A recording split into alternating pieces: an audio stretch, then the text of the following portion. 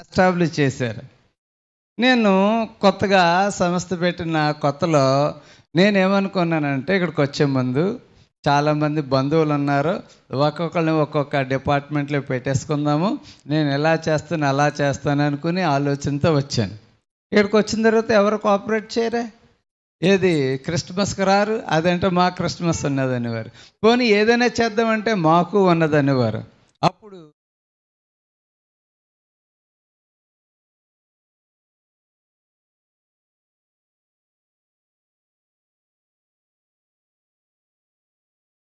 నాకు బంధువులు, నాకు అక్కలు, నాకు చెల్లెళ్ళు, నా విశ్వాసులే నాకు చాలు, ఇంక ఎవరు అక్కర్లేదు అనుకున్నాను.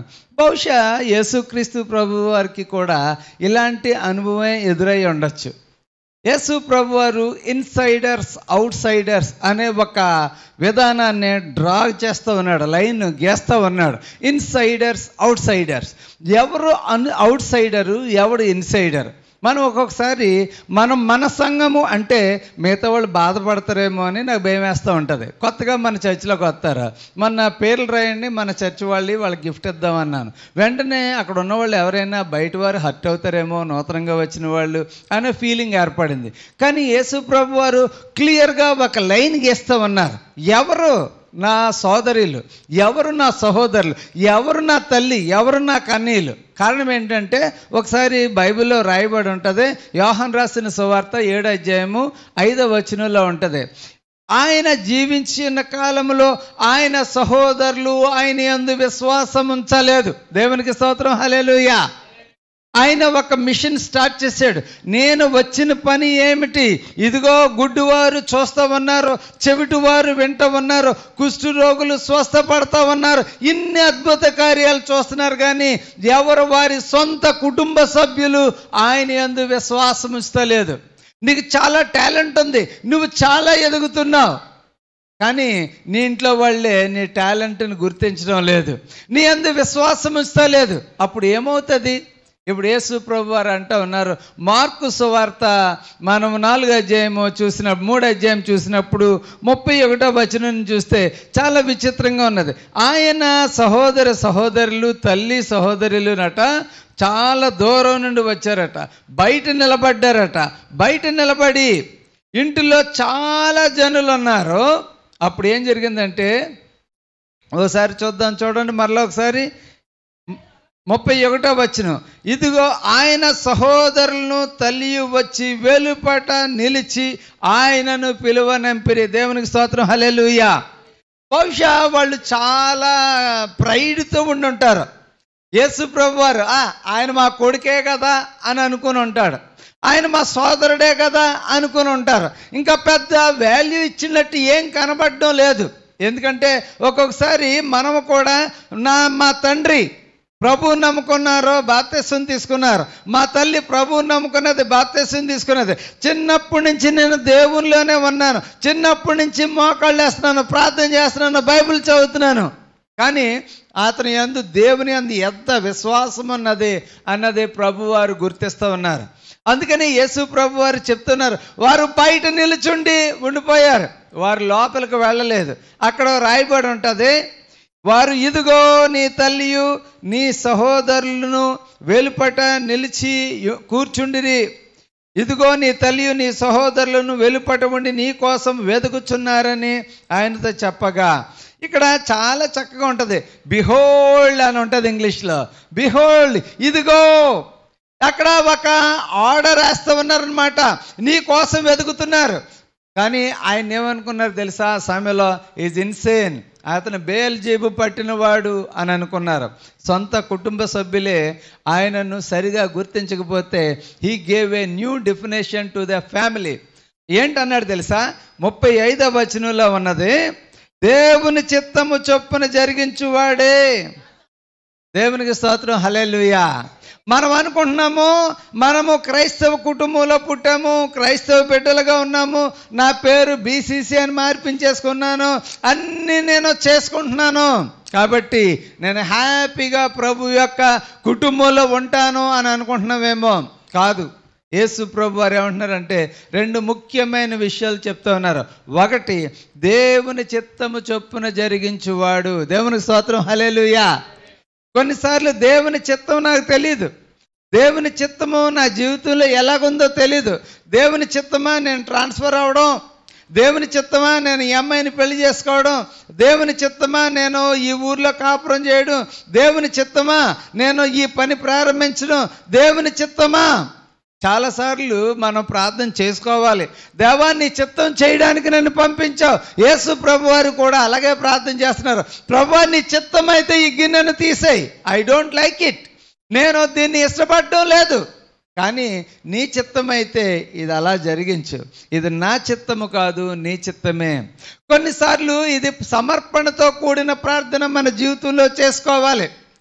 ఏంటి ఆ ప్రార్థన అంటే, ప్రభువా నీ చిత్తంలో నేను ఉండడానికి సహాయం చేయి. కొన్నిసార్లు దేవుని చిత్తాన్ని తప్పిపోతూ ఉంటాం. యెహోషువ అదే తన యొక్క విశ్వాసులతో చెప్తున్నాడు.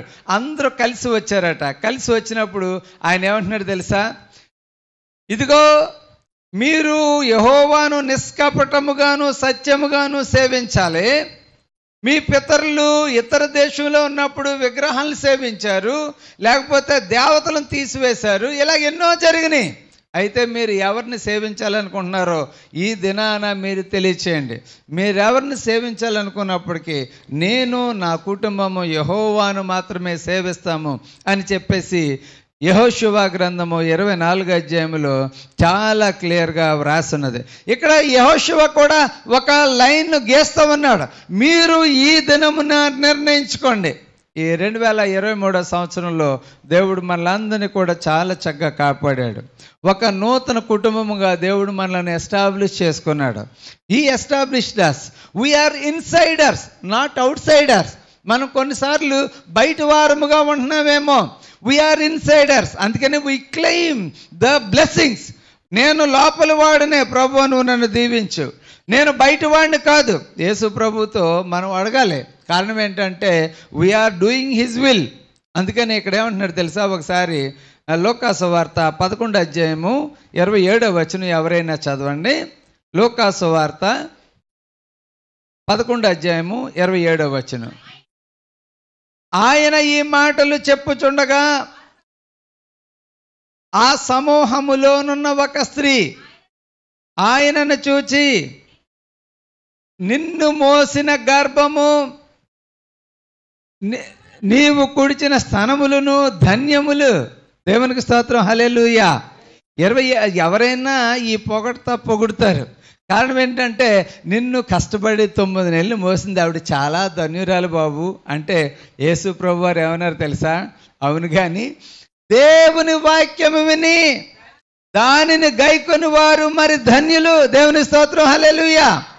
అక్కడ నేను మరియమ్మను కొలుస్తాను, ఎంచేతంటే ఆమె ధన్యురాలు, ఆమె ప్రభువునే మోసింది అని ఆమెను కానీ కొలుస్తూ ఉంటే, ఇక్కడ యేసు ప్రభు వాళ్ళు అంటున్నారు ఆమె కాదు ధన్యురాలు, దేవుని మాట విని దాని ప్రకారం చేసేవారే ధన్యులు. ఇదేనా మన జీవితంలో మనకి అర్థమయ్యాల్సిన ఒక మంచి విషయం ఉన్నది. God has given, Jesus has given a different definition of a family. నీవు కుటుంబంలో ఉన్నావా లేదా అనడానికి ఒక మంచి డెఫినేషన్ ఇచ్చాడు. ఒక్కొక్కసారి నేను చెప్తాను, నా కుటుంబంలో ఉండాలనుకుంటే నా మాట వినాలి, నేను ఒక హద్దు పెడతాను, నేను ఒక విధి విధానం పెడతాను, దాన్ని అనుసరించి వారే నా కుటుంబంలో ఉంటారు. అలా లేదనుకోండి వాళ్ళు నా కుటుంబంలో ఉండరు.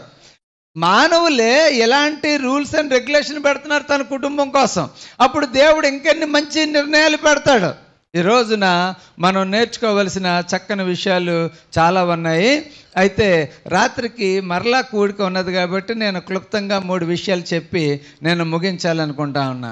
Number 1, we need to do the will of God.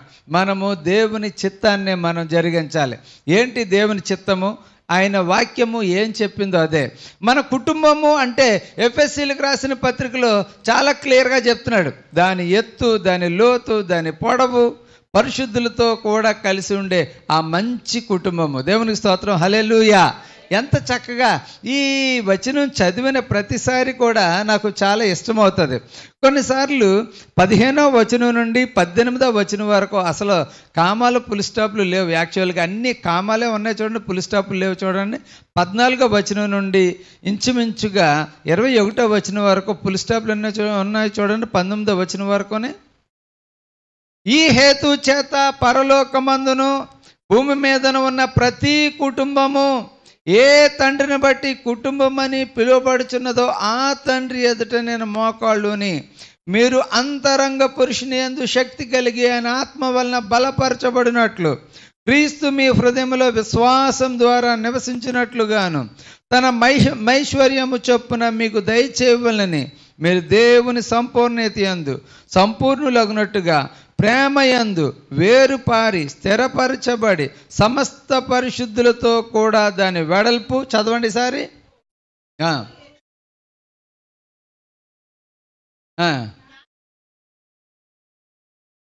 జ్ఞానమునకు మించిన క్రీస్తు ప్రేమను తెలుసుకొనుటకును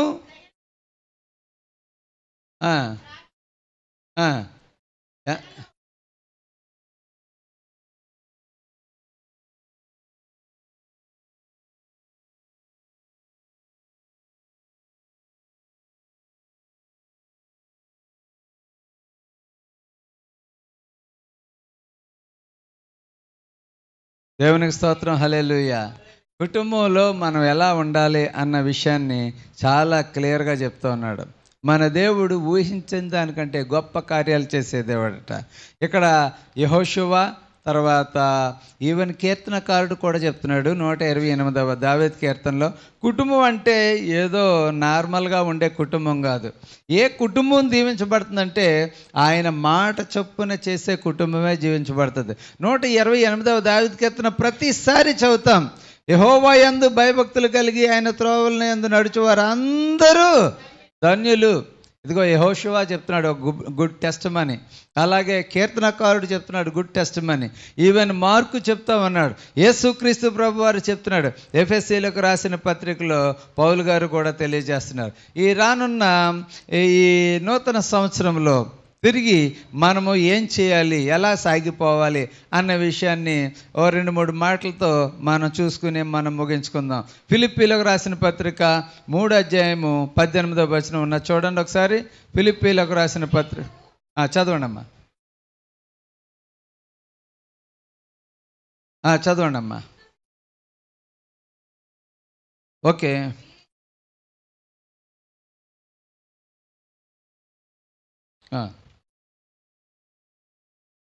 ఇక్కడ చాలా క్లియర్గా చెప్తున్నది. అంటే 17వ వచనం నుంచి అంటే చాలా చక్కగా ఉన్న చూడండి. సహోదరులారా మీరు నన్ను పోలి నడుచుకొనుడి, మేము మీకు మాదిరి అయిన ప్రకారము నడుచుకుని వారిని గురిపెట్టు చూడండి. దేవుని స్తోత్రం, hallelujah. We have to take the example of our leaders. మంచి వారిని మనం మాదిరిగా చూసుకుని మనం ముందుకు వెళ్ళిపోవాలి. మన జీవితంలో, కుటుంబ జీవితంలో ఎదగాలంటే కొన్నిసార్లు మనం ముందుకు సాగిపోవాలంటే సీక్రెట్ ఆఫ్ ఈ మధ్యకాలంలో చాలా పుస్తకాలు వచ్చినాయి. ఏంటి ఆ పుస్తకాలు అంటే, నువ్వు ధనవంతుడిగా ఎదగడం ఎలాగా, నువ్వు బెస్ట్ ఫాదర్గా ఉండడం ఎలాగా, నువ్వు బెస్ట్ అడ్మినిస్ట్రేటర్గా ఉండడం ఎలాగా. ఏం చేద్దంటే వాళ్ళు కొన్ని రోల్ మోడల్స్ ఇస్తూ ఉంటారు. మనకి ముందుకు సాగిపోవడానికి మన రోల్ మోడలు యేసుక్రీస్తు ప్రభువారు, మన ముందుకు సాగిపోవడానికి రోల్ మోడలు యెహోషువ, మన ముందుకు సాగిపోవడానికి రోల్ మోడల్ పౌలు గారు. ఆయన ఏమంటున్నాడు తెలుసా, మనము ముందుకు సాగిపోవాలి. చాలామంది క్రీస్తుకు వ్యతిరేకంగా ఉన్నారు, శత్రువులుగా ఉన్నారు, కానీ మనం మాత్రం ఎవరి వైపు చూడొద్దు, మనం ముందుకు సాగిపోవాలి. ఈ 2024వ సంవత్సరంలో మనం ఎప్పటికీ కూడా మనం ముందుకు సాగిపోవాలి. ఈ శత్రువులను, సమస్యలను చూసుకుంటూ ఉన్నట్లయితే మనం దిగజారిపోతాం, వెనకబడిపోతాం. రెండవ ముఖ్య విషయం ఏంటంటే, ఎఫెసీలకు రాసిన పత్రిక 5వ అధ్యాయము 15వ వచనం నుండి మనం చదువుకుందాం. 15-16.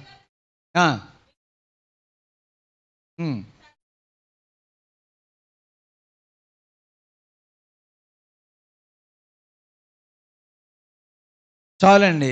దినములు చెడ్డవి గనుక మీరు సమయమును పోనీయక, దేవునికి స్తోత్రం, హల్లెలూయా. దేన్ని పోనివ్వకూడదండి? డబ్బులు పోనివ్వచ్చు, మళ్ళీ వర్క్ చేస్తే వస్తాయి. ఆరోగ్యం కొన్నిసార్లు పోతే ట్యాబ్లెట్ వేసుకుంటే తిరిగి వస్తుంది, కానీ సమయం పోతే మాత్రం రాదు. ఈ మధ్యకాలంలో సమయం పోవడానికి చాలా వస్తువులు ఉన్నాయి. అందులో ముఖ్యమైన వస్తువు టీవీ.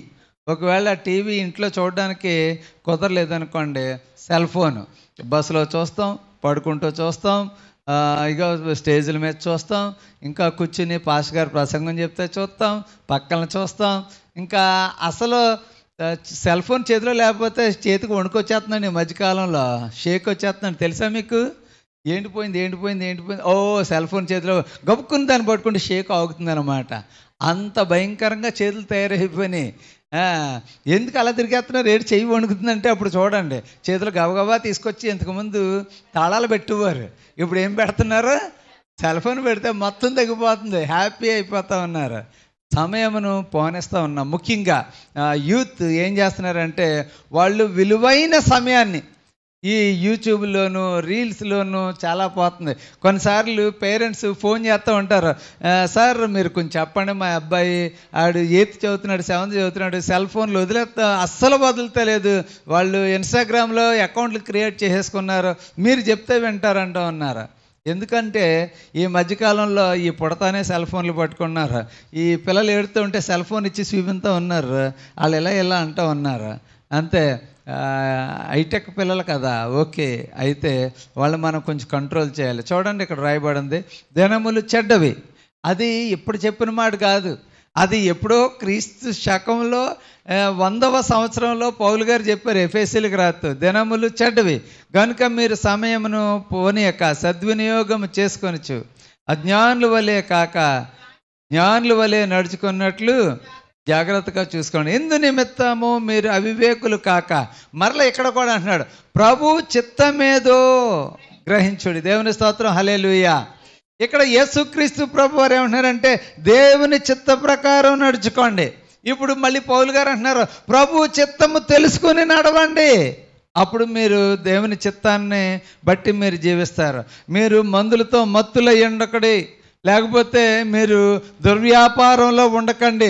మీరు దేవుని పాటలతోనూ వాక్యంతోనూ మీ హృదయంలో క్రీస్తు ప్రభు గురించి ధ్యానం చేస్తూ ముందుకు సాగిపోండి అని చెప్తూ ఉన్నాడు. 2024వ సంవత్సరంలో ఒకవేళ ఈ సంవత్సరం కుదరలేదు మనకి, మన పనుల ఒత్తిడి వలన, అందుకనే వీఆర్ అవుట్ సైడర్స్, మరియతో సహవాసం చేస్తున్నట్టుగా ఉన్నాం. బయట నిలబడి ప్రభు కబురు పెడుతున్నాం, ప్రభు నువ్వు రా, బయటికి రా, మేము నిలబడ్డాం. బహుశా ఇప్పుడు చూడండి, ఇక్కడ ఫుల్గా నిండిపోయారు అనుకోండి, మా నాన్నగారు అమ్మగారు బయట ఉంటే ఇక్కడ కూర్చున్న వాళ్ళని, బాబు చూడు మా అమ్మగారు నాన్నగారు బయట నిలబడిపోయారు, వాళ్ళు లోపల తీసిరా అంటాం. కానీ యేసు ప్రభు అలాగ అనలేదు. కారణం ఏంటంటే దేర్ ఈజ్ ఎ బ్రీచ్, అక్కడ ఒక పగులు ఉన్నది, అక్కడ ఒక సెపరేషన్ ఉంది. దానికి కారణం ఏంటంటే వారు దేవుని చిత్త ప్రకారం జీవించేవారు కాదు, క్రీస్తు ప్రభు మాట ప్రకారం వినే వారు కాదు. కొంతమంది యేసు ప్రభుని ఎలా నీవు పాలు దాగావు చూసావు, ఆవిడ ధన్యులు, ఆవిడ నిన్ను గర్భాన్ని మోసింది కదా, ఆవిడ ధన్యురాలు అంటే అది కాదు. దేవుని మాట వినేవారు ధన్యులు అంటున్నారు. మనం ఇప్పుడు ఏ గుంపులో ఉన్నామో చూసుకుందాం. మనము ఇందాక యెహోషువ అంటున్నాడు, మీరు ఏ గుంపులో ఉన్నారో ఈరోజు మిమ్మల్ని మీరు నిర్ణయం తీసుకోండి అంటూ ఉన్నారు. మీరు ఏ గుంపులో ఉన్నారో, మనం ఏ గుంపులో ఉన్నామో దేవుని చిత్త ప్రకారం చేసేవారి గుంపులో మనం ఉండాలని దేవుడు కోరుకుంటూ ఉన్నాడు. They are my brothers and sisters. ఎవరో వాళ్ళు ప్రభు యొక్క సహోదర సహోదరులు అంటే ఆయన మాట విని ఆయన ప్రకారము మాట ప్రకారం చేసేవారే. ఇప్పుడు మరొకసారి దేవుని వాక్యాన్ని చూద్దాం. చూడండి, ఇక్కడ రాయబడి ఉంది, లూకాసు వార్త 11వ అధ్యాయం మనం చదివిస్తాం కదా. ఇప్పుడు మనం చదవాల్సిన మరొక వచనం ఉన్నది, అది కూడా చదువుదాం. ఈ నూతన సంవత్సరంలో మనం చేయాల్సిన మరొక మంచి పని, ఎఫెసీయులకు రాసిన పత్రిక 6వ అధ్యాయము 23వ వచనం చూడండి. తండ్రి అయిన దేవుని నుండి ప్రభు అయిన యేసు క్రీస్తు నుండి సమాధానమును విశ్వాసముతో కూడిన ప్రేమయును సహోదరులకు కలుగునుగాక. దేవుని స్తోత్రం, హల్లెలూయా. ఏం కలగాలి చెప్పండి? సమాధానము, ఇంకోటి విశ్వాసముతో కూడిన ప్రేమ. ఇప్పటి వరకు కొన్నిసార్లు సమాధానం లేని జీవితం జీవించాం. అన్నీళ్ళతో గొడవలు, అక్కలతో గొడవలు, సంఘ సభ్యులతో గొడవలు, ఇరుగు పొరుగు వారితో గొడవలు. ఓకే, ప్రాబ్లమ్స్ అనేవి కామన్గా వస్తాయి. కానీ మనం ఏం చేయాలి తెలుసా? సమాధానంతో కలిగిన జీవితాన్ని మనం జీవించాలి. లేనట్లయితే మనం ఏ చిన్న ప్రాబ్లం ఉన్నా అక్కడ మనం సమాధానంగా కూర్చోలేం. మీకు చాలా చక్కగా చెప్పచ్చు. మీరు ఈ చర్చిలో ఒక్కళ్ళతో మీకు పడలేదు, చర్చిలో కూర్చోబుద్ధి అవ్వదు మీకు. కారణం ఏంటి తెలుసా? ఇంట్లో ఒకవేళ మనకు నచ్చిన ఒక కుటుంబం ఉంది, ఆ ఇంట్లో ఒక్క వ్యక్తి ఇష్టం లేదనుకోండి, అక్కడ కూర్చోలేము మనం. కారణం ఏంటంటే ఆ ఒక్క వ్యక్తిని బట్టి మనం దూరంగా వెళ్ళిపోవాలి. ఈ ఇంట్లో కూర్చోకూడదు, ఆ ముఖం చూడబుద్ధి అవుతా లేదు అనిపిస్తూ ఉంటుంది. దేవుడు ఈరోజు మన అందరితోనూ మాట్లాడుతున్నాడు, సమాధానం కలిగి జీవించాలి. రాత్రి కూడా చదువుకున్నాం, మొన్న రాత్రి హెబ్రీయులకు రాసిన పత్రిక 12వ అధ్యాయంలో అది చక్కగా ఉన్నది. ప్రతి వ్యక్తితోనూ పరిశుద్ధతయు సమాధానము కలిగి ఉండుటకు మనం ఏం చేయాలి చెప్పండి? ప్రయత్నించండి. పరిశుద్ధత లేకుండా ఎవడను ప్రభువును చూడాడు. మీలో ఎవడైనాను దేవుని కృపను తప్పిపోవునేమో. దేవుని కృప నుండి తప్పిపోవడానికి కారణం ఏంటి తెలుసా? నెంబర్ 1, మనం సమాధానం లేకుండా ఉండడం.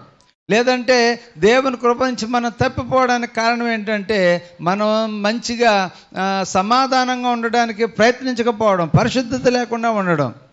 దేవుడు ఈరోజు మనందరికీ తెలియజేస్తున్నాడు, 2023 సంవత్సరంలో ఒకవేళ నువ్వు సమాధానం లేదా, అయితే 24లో నువ్వు సమాధాన పడు. ఆ సంవత్సరం అంతా సంతోషంగా ఉంటావు.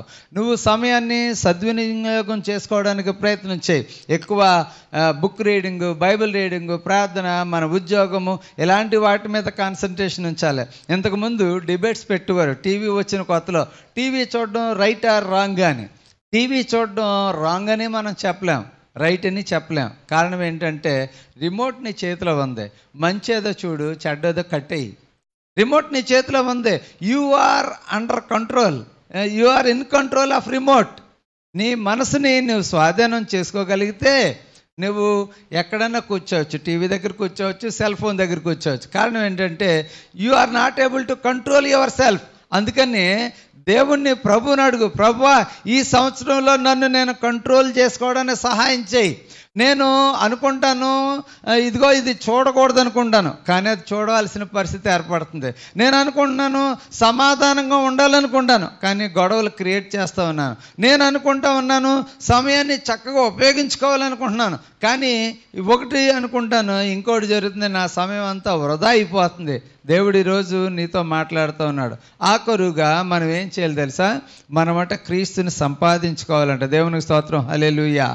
ఫిలిప్పీలకు రాసిన పత్రిక 3వ అధ్యాయము 9వ వచనం. ఫిలిప్పీలకు రాసిన పత్రిక 3వ అధ్యాయము 9వ వచనం. క్రీస్తును సంపాదించుకొని చాలండి. ఎవరిని సంపాదించుకోవాలి? క్రీస్తుని సంపాదించుకోవాలి. మనం డబ్బు సంపాదించుకుంటాం, డబ్బు మనల్ని మోసం చేయొచ్చు. బంగారం సంపాదించుకోవచ్చు, బంగారం మోసం చేయొచ్చు. కానీ క్రీస్తుని సంపాదించుకుంటే ఆయన నీకు శాంతి సమాధానాన్ని అనుగ్రహించే దేవుడు. ఈ యొక్క దినాన దేవుడు మనలందరినీ కోరుకుంటూ ఉన్నాడు. ఈ 2023 సంవత్సరంలో నువ్వు కీర్తిని సంపాదించుకోవాలనుకున్నావు, ఫేమ్ సంపాదించుకోవాలనుకున్నావు, కానీ క్రీస్తుని సంపాదించుకోవాలి. నువ్వు ఒకవేళ ఇల్లు సంపాదించుకోవాలనుకున్నావు, కానీ క్రీస్తుని సంపాదించుకోవాలి. కారణం ఏంటంటే మరియను సంపాదించుకున్నాను, వాళ్ళ సోదరులను సంపాదించుకున్నాను, వాళ్ళని పట్టుకుంటే క్రీస్తుని మనం వెళ్ళిపోవచ్చు పరలోకంలో అనుకుంటే కుదరదు. మనం క్రీస్తునే డైరెక్ట్గా సంపాదించుకోవాలని దేవుడు తెలియచేస్తూ ఉన్నాడు. ఈ సమయంలో మనం అందరూ కూడా కొద్దిసేపు కళ్ళు మూసుకుని మనలను మనం సమర్పించుకుందాం మన ప్రభువుకి.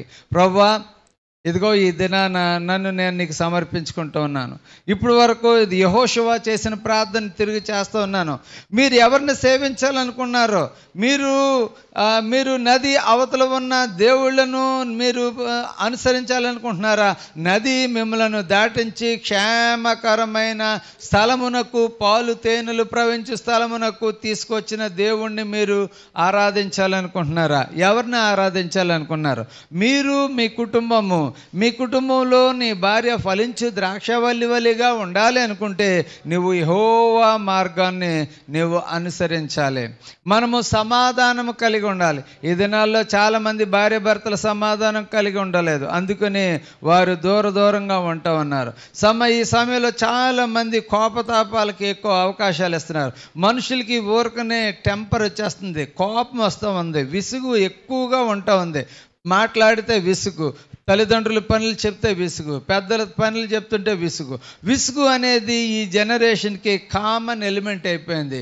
ఎప్పుడైతే విసుగు సణుగు మన జీవితంలో ఉన్నాయో మనం ఏమీ సాధించుకోలేం. కారణం ఏంటంటే యేసు ప్రభు వారు తెలియచేస్తూ ఉన్నారు, ఆ రెండింటిని నువ్వు విడిచిపెట్టాలని దేవుడు తెలియజేస్తున్నాడు. మనలను మనం ప్రభువుకి సమర్పించుకుందాం. రోమీయులకు రాసిన పత్రిక 12:1 ఏం చెప్తున్నాడు తెలుసా?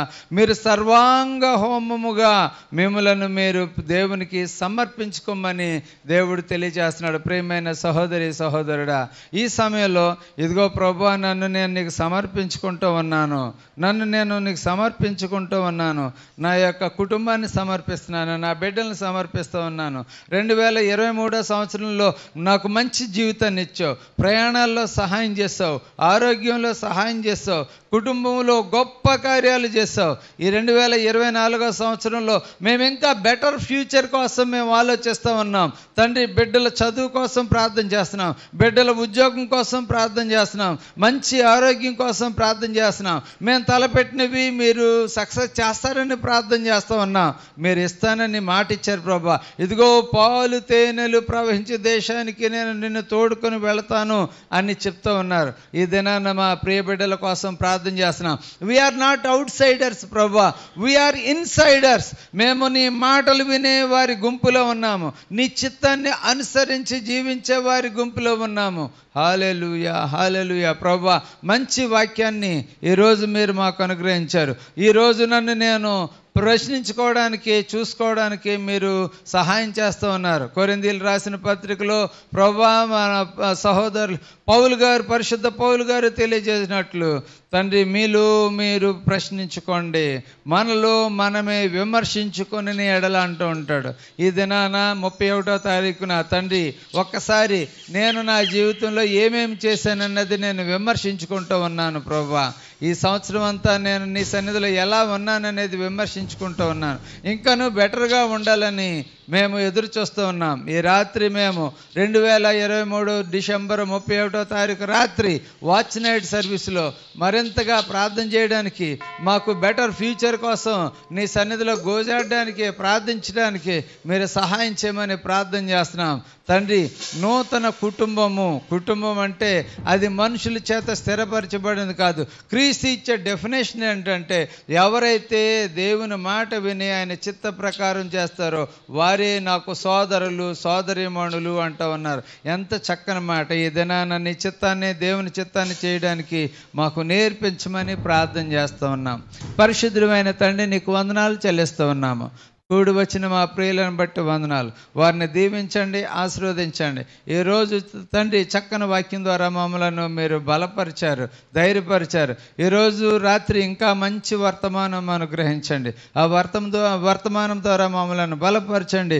నూతన సంవత్సరానికి మేము ఆసక్తితో ఎదురు చూడడానికి సహాయించండి. నూతన సంవత్సరంలో మీరు దాచించిన మేలు కోసం మేము ఎదురు చూడడానికి సహాయించండి. ఇదిగో ఇత్తడి తలుపులను పగలగొడతాను, ఇనుప గడియలను విరగొడతాను, నీ కొరకు రహస్యమందు దాచి ఉంచిన ధనాన్ని ఇస్తానని మీరు మాటిస్తూ ఉన్నారు తండ్రి. ఇదిగో దేవా, నీ ప్రియబిడ్డలు ఎంతమంది అయితే అవసరతలో ఉన్నారో, ధనము అవసరతలో ఉన్నారో, శాంతి సమాధానం అవసరతలో ఉన్నారో, ఓ తండ్రి, అది వారికి అనుగ్రహించమని ప్రార్థన చేస్తున్నాం. ఎంతమంది అయితే ఒంటరితనంతో బాధపడుతున్నారో వారి మనసులోనికి నెగిటివ్ తలంపులు వస్తూ ఉన్నాయి. కొంతమందికి చనిపోవాలనుకుంటూ ఉన్నారు, రోగాలు భరించలేమనుకుంటూ ఉన్నారు, కొంతమంది హృదయాలు అలజడితో నిండిపోతూ ఉన్నాయి ప్రభువా. అటువంటి వారికి ధైర్యం అనుగ్రహించమని ప్రార్థన చేస్తున్నాము. ప్రతి విధమైన సాతాను చేత శోధించబడిన ఆలోచనలను తీసివేయమని ప్రార్థన చేస్తూ ఉన్నాము.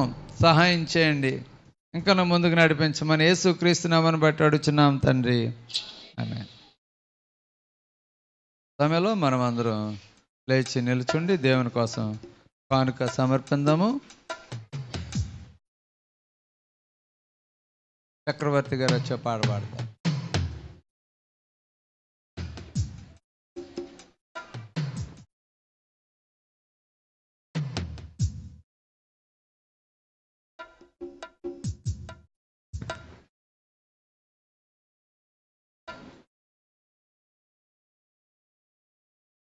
దేవునికి స్తోత్రం.